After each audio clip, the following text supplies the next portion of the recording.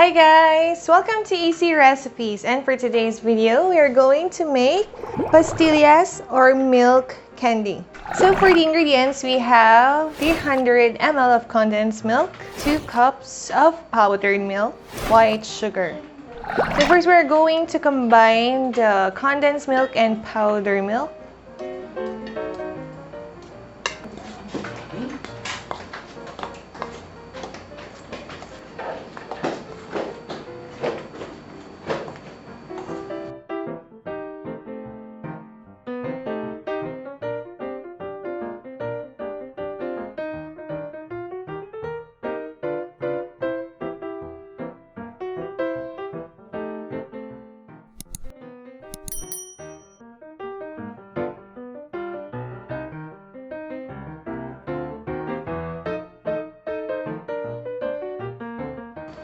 A little later.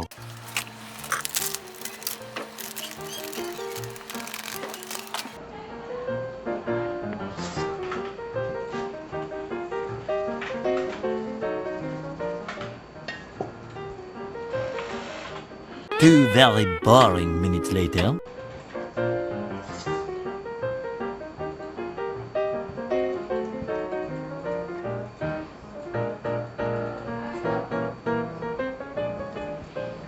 Eventually. So there you go for our mixture. Now we are ready to roll. So first, you may want to put butter or a little bit of oil in your palms before rolling it so it won't be too sticky. Now I'm just going to scoop, roll it, and coat it with sugar.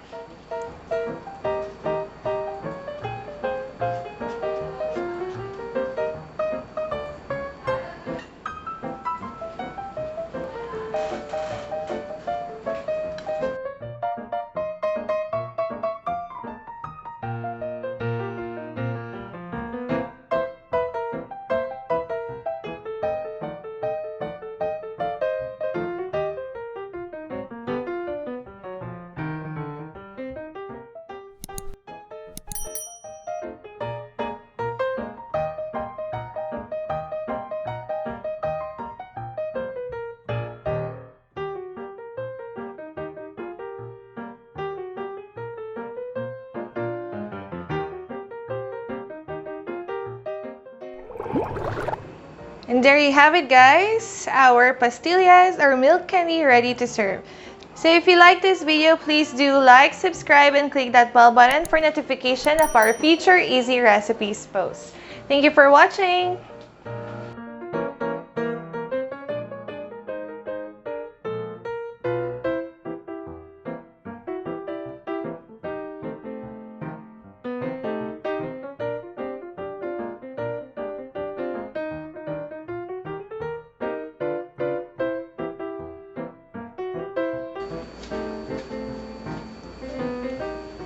Please. Ay, mahal, sabi ko, pang ano lang.